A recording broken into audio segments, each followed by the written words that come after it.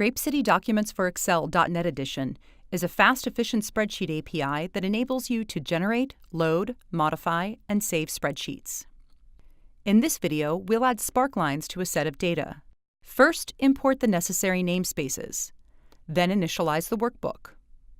Next, we'll add our data and assign it to a range in the worksheet. Next, create a table and add the range of data to the table. Add a formula to sum up the columns.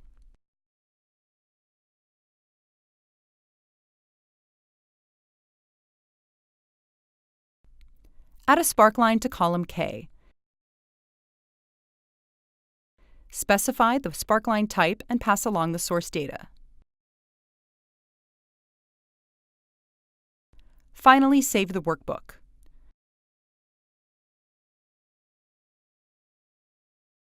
When we open the spreadsheet, we'll see that the sparklines have been added in column K. For more tutorials, blogs, and code samples, visit GrapeCity.com.